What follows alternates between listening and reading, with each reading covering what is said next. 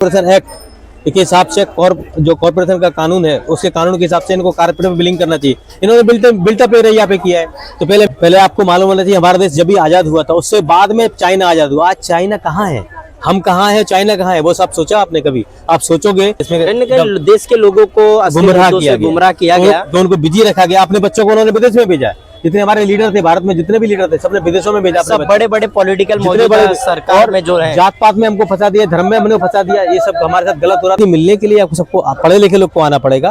और आजादी के लिए सिस्टम कानून के हिसाब से संविधान ने जो अधिकार दिया, हमारे संविधान बहुत अच्छा है, लेकिन उसमें बहुत सारी चीजें लागू नहीं। हम लोग दिल्ली में करके दिखाया, पानी फ्री, बिजली फ्री। अभी बिजली फ्री का पावर नहीं है, वो स्टेट गवर्नमेंट को होता है। लेकिन आपको 24 आवर तो दिलाने की कोशिश कर सकता हूँ ना मैं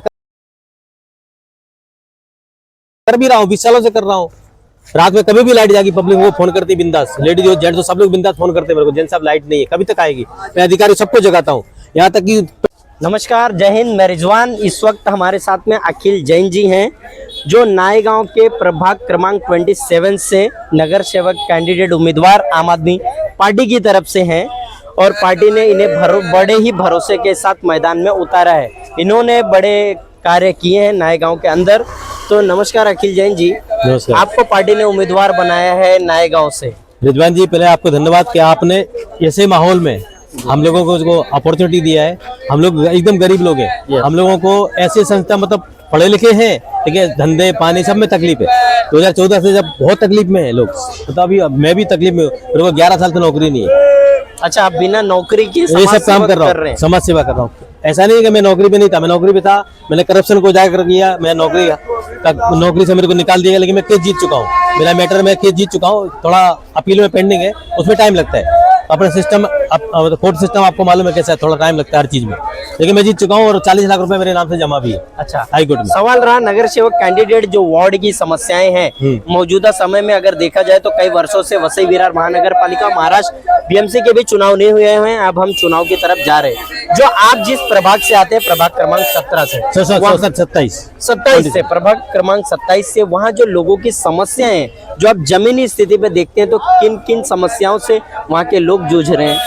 समस्या इतनी है, मतलब ये कुछ काम नहीं हो रहा है। म्युनिसिपालिटी कुछ काम नहीं करती है, केवल हम लोगों से फंड जुटाती है। प्रॉपर्टी टैक्स में ही ले लो, प्रॉपर्टी टैक्स में मैंने 2020 से लगा के 22 के बीच में कम से कम इनका 100 करोड़ का चोरी पकड़ा है। चोरी बोलेगा तो फेक बिलिंग इनका, और 1000 फैमिली का हमने फायदा कराया है।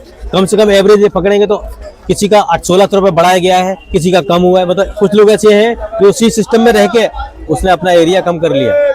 अच्छा, फ्लैट्स के जो स्क्वायर फीट थे, कारपेट पे होना चाहिए, कारपेट का ऊपर बिलिंग होना चाहिए as per Maharashtra municipal corporation act के हिसाब से। जो कॉर्पोरेशन का कानून है उसके कानून के हिसाब से इनको कारपेट में बिलिंग करना चाहिए। इन्होंने बिल्टअप एरिया यहाँ पे किया है। तो पहले मैंने अपने एरिया का किया, फिर अपने घर का किया।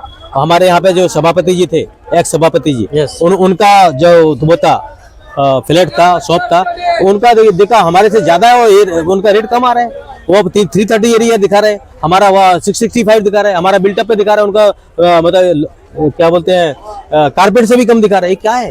तो मैंने जब अपना देखा, बाद में पब्लिक को अवेयर किया, तो आरटीआई से पहले मैंने अपना काम कराया। मेरा 777 कम हुआ और उनका 1600 रुपये बढ़ाया गया पर ईयर। यस, इस तरह से मैंने पब्लिक में जाके बताया तो पब्लिक सब तैयार, तो पब्लिक हजारों। कहीं ना कहीं जो इलेक्शन में अगर हम जाते हैं, ज्यादातर लोगों को ये कन्वर्ट किया जाता है जब चुनाव होता है कि आप हमें वोट दीजिए, हम इन चीजों पर आपको काम करके देंगे। और इलेक्शन में कहीं ना कहीं वो बड़ी बड़ी पॉलिटिकल पार्टियां लोगों को धर्म जाति के नाम पर कहीं ना कहीं कन्वर्ट करती हैं या गुमराह करती हैं, उस पर भी वोट कनेक्ट करती हैं, असली मुद्दों से भड़का कर। पहले आपको मालूम होना चाहिए हमारा देश जब भी आजाद हुआ था उससे बाद में चाइना आजाद हुआ। आज चाइना कहाँ है, हम कहाँ है, चाइना कहाँ है, वो सब सोचा आपने कभी? आप सोचोगे चाइना का माल ऐसा इतना प्रोडक्शन इतना अच्छा है, $100 बिलियन से भी ज्यादा। मतलब जो भी अभी अब उतना अमाउंट में मैं डिटेल में नहीं गया हूँ, अभी मैं बता रहा हूँ चाइना का माल हर दुनिया के हर घर में है। यस, तो आज हम भी बन सकते थे वो।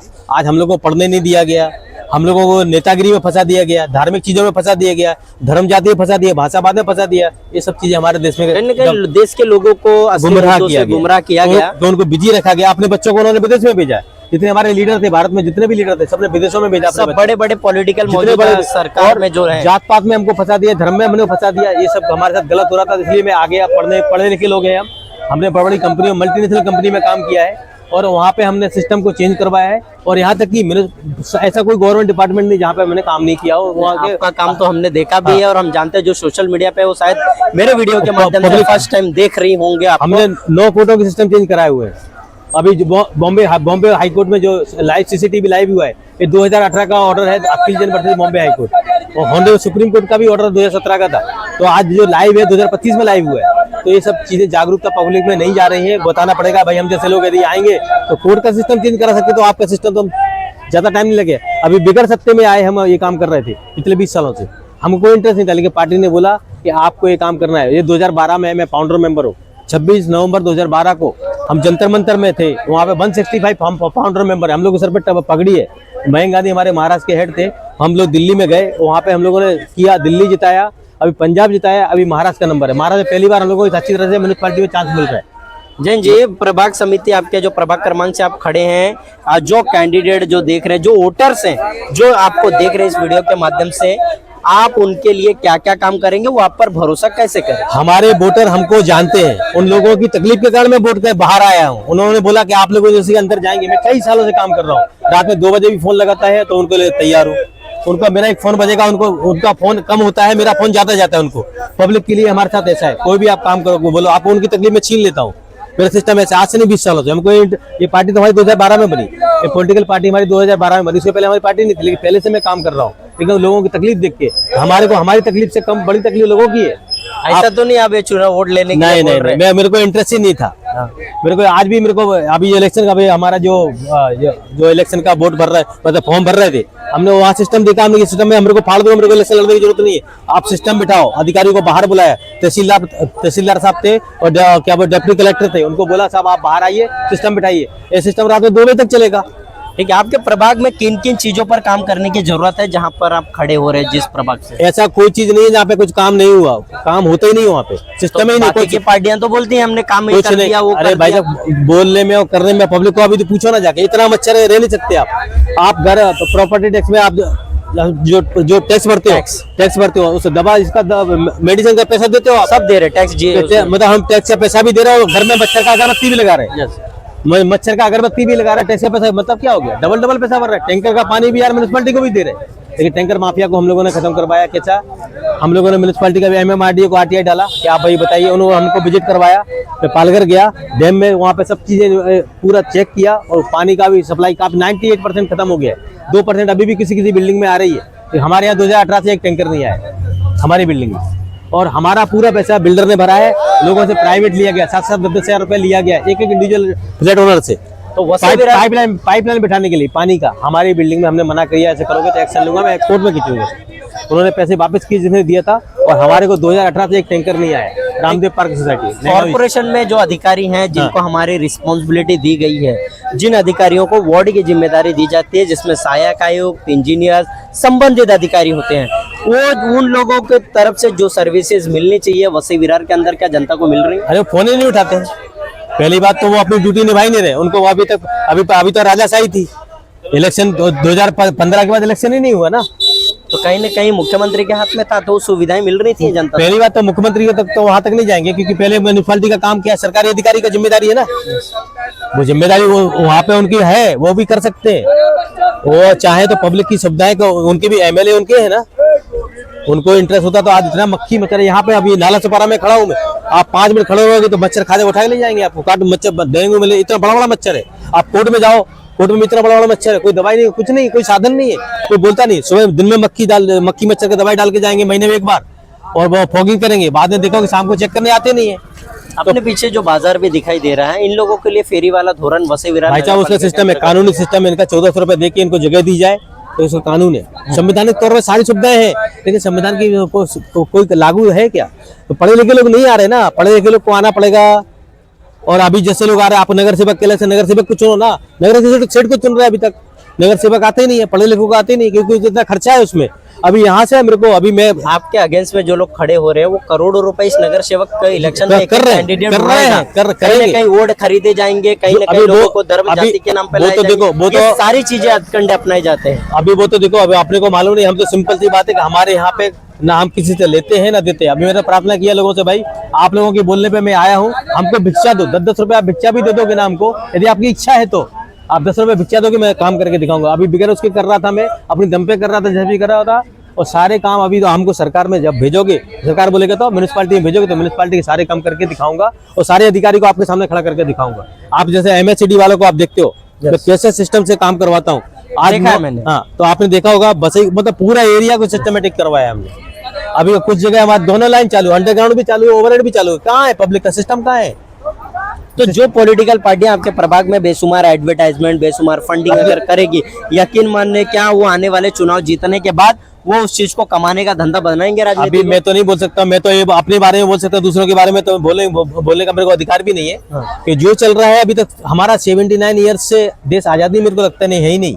हमारा देश आजाद हुआ होता तो आज हमको बेसिक सुविधाएं होती थी। इनको खेरी वालों को म्यूनिसिपालिटी आई है फेंक देगी, उनको यहाँ पे भी उनको भरना है, पैसा भरना है, वो निकाल कर पेनल्टी भी मारती है। तो ये सिस्टम कहाँ है? हमको आजादी मिली कहाँ है? आजादी मिलने के लिए आपको सबको पढ़े लिखे लोग को आना पड़ेगा। और आजादी के लिए सिस्टम कानून के हिसाब से, संविधान ने जो अधिकार दिया, हमारे संविधान बहुत अच्छा है, लेकिन उसमें बहुत सारी चीजें लागू नहीं, संविधान को लागू नहीं की गई। अभी जो कचरा आप देख रहे हो, कितना गंदगी आप देखोगे यहाँ पे, पूरा यहाँ पे सिस्टम नहीं है, लोगों को चलने का रास्ते नहीं है, और कहीं पे भी कहीं डिस्टेंस नहीं है। रोड कहीं पे भी रोड बना रहे, कहीं पे भी बिल्डिंग बना रहे, बाजू बाजू कोई डिस्टेंस होना चाहिए, सिस्टम ही नहीं है। तो कॉर्पोरेशन के पास कोई एडवांस है, ये प्लानिंग नहीं है हमारे, कोई प्लानिंग नहीं है, पढ़े लिखे लोग नहीं है। जो पढ़े लिखे लोग हैं वो गंदे लोग आ रहे हैं, राजनीति के अंदर गंदे लोग, नगर पालिका, उनको दोनों एक जाते मिल जाते, पब्लिक बेवकूफ बन रही है। आप टिकट लेके दिखाओ कितना क्राउड है वहाँ पे। यस, आप टिकट भी नहीं ले सकते हो कि विंडो बंद है, नौकरी पे रखा नहीं लोगों को, रेलवे में भर्ती नहीं हो रही है, विंडो बंद है। पब्लिक, सारी तकलीफ पब्लिक को है, पब्लिक को अपने कमाएगी, पेट पालेगी, नौकरी नहीं, धंधा नहीं। जो वोट देने निकलेंगे उन किन किन बातों का ध्यान रखना चाहिए और कैसे वोट करना है? अभी वोट उनको देखना चाहिए कि उनकी अच्छाई कहाँ पे है, उनको शॉर्ट टर्म का बेनिफिट चाहिए या लॉन्ग परमानेंट 5 साल के लिए बेनिफिट चाहिए। हमारे थ्रू आपको जो मिलेगा, लाइट, पानी, बिजली, जो भी बेस्ट हो सकता है, जैसे हम लोग दिल्ली में करके दिखाया, पानी फ्री, बिजली फ्री। अभी बिजली फ्री का पावर नहीं है, वो स्टेट गवर्नमेंट को होता है, लेकिन आपको 24 आवर तो दिलाने की कोशिश कर सकता हूँ ना। मैं कर भी रहा हूँ, 20 सालों से कर रहा हूँ। रात में कभी भी लाइट जाएगी, पब्लिक को फोन करती बिंदास, लेडीज हो जेंट्स हो, सब लोग बिंदास फोन करते हैं मेरे को, जेंट्स साहब लाइट नहीं है, कभी तक आएगी। मैं अधिकारी सबको जगाता हूँ, यहाँ तक कि टॉप इंजीनियर लोग OSD वगैरह है, रात में जगा देता हूँ उनको, जगा के उनसे काम करवाता हूँ और करा के पब्लिक को बताता हूँ इतने मिनट में लाइट आएगी, किस क्या करिए सब बताते हैं। ऐसा नहीं, हम इसलिए नहीं आए कि हम कमाने, हमको कमाने बहुत पैसा देखा है, सब त्यागा है। बहुत बार मौका भी मिला है। हाँ, बहुत मौका, हमको ऑफर है, हम लेते नहीं अपने। आज आपके पास ही कहीं ना कहीं चुनाव के लिए फंड नहीं, हमने लिया होता तो नहीं, मेरे को अच्छा है, मैं गरीबी रहना चाहता हूँ। गरीबी में जो मजा है अमीरी में नहीं है। वो गाड़ी पे आज नगर सेवक मेरा जो घूमेगा, सीटों को चुन रहे हैं आप। ये नगर सेवक हैं जिनको मैंने प्रैक्टिकली देखा है। नायगांव के बिल्डर का जब इन्होंने स्टे ले आया कोर्ट से, तो इनको करोड़ों रुपए का ऑफर किया था बिल्डर ने, और इन्होंने लेने से मना कर दिया। और आज ये चुनाव में जनता के बीच 10-10 रुपए जा करके मांग रहे हैं, और नायगांव प्रभाग क्रमांक 27 से चुनाव लड़ रहे हैं। अगर कोई दूसरा होता तो जरूर वो करोड़ों रुपए को एडॉप्ट करता और लेता, पर इन्होंने मेरे सामने की बातें लेने से मना किया था। उस समय मैंने भी समझाया था सर चुनाव में पैसे की जरूरत पड़ेगी, बट आपने मना किया, आपने नहीं लिया। सर उठा के जीना है, अलग चीज है, ये वजह ही कुछ अलग। लास्ट जनता के लिए क्या मैसेज होगा? जनता के लिए यही मैसेज है कि आप सोच समझ के अपना पढ़ा लिखा आदमी इंसान चुनो, जिससे आप 5 साल के लिए आप बन रहे हो। 5 साल के लिए आपको सोच समझ के करना है। शॉर्ट टर्म बेनिफिट मत देखो, लॉन्ग टर्म देखो। और पढ़ा लिखा कौन है? आपको नगर सेठ चाहिए है कि नगर सेवक चाहिए? गवर्नमेंट नगर सेवक का इलेक्शन कराती है। नगर सेवक जो है कि 24 घंटे आपके साथ खड़ा रहे, आपको दुख तकलीफ को इमीडिएट दूर कराए। और आपने रात में 2 बजे भी फोन किया, यदि आप सो भी गए हो और आपने जब भी उठे हो, आपने देखा तो आपने उसको जगा के उसके काम करना। वो इस तरह का नगर सेवक होना चाहिए जो आपके साथ हमेशा खड़ा रहे, वो नगर सेवक होता है। अब नगर के सेठ को चुनते हो तो कैसे होएगा? अब वो गाड़ियों में घूम रहे हैं, उनसे काम कहाँ पर है? वो रात में हिम्मत भी नहीं होगी आपको फोन लगाने की उनको। तो मेरा ये कहने का, आप सोच समझ के वोट करो। बार बार 11 साल बाद मौका है। वसई बिहार म्यूनिसिपैलिटी में 2015 के बाद इलेक्शन नहीं हुआ, पब्लिक में जागरूकता नहीं है। ये 25-26 आ गया, 26 में इलेक्शन होने जा रहा है। Yes yes. तो इस वीडियो के माध्यम से जो भी सोशल मीडिया व्यूअर्स हैं हमारे, हम उनसे रिक्वेस्ट करेंगे कि सही कैंडिडेट को वोट करें, एजुकेटेड कैंडिडेट जो भी वार्ड नंबर 27 वोट करें। और अखिल जैन ने अपनी बातें आप तक पहुंचाई हैं। अगर उनकी बातें अच्छी लगी तो आप उन्हें वोट करें। और मौजूदा समय में लोगों को भटकाया जाएगा, भड़काया जाएगा, बड़े बड़े वादे किए जाएंगे और चुनाव के बाद कोई दिखता नहीं। ये बात जनता को अच्छे से पता है और जनता की जो समस्याएं हैं वो हमेशा जस की तस रहती हैं। तो मैं ये भी बोलूंगा कि आप धर्म जाति के नाम पर भी वोट ना करें एक भी कैंडिडेट को। वो कितना एजुकेटेड है, वो आपके लिए कितना कैपेबल है, वो कब अवेलेबल होगा आपके काम, आपके वार्ड के विकास को लेकर के कितना सीरियस है, उसके पास विजन क्या है, प्लान क्या है, इन सब चीजों को ध्यान में रख कर ही वोट करें। जय हिंद, जय भारत।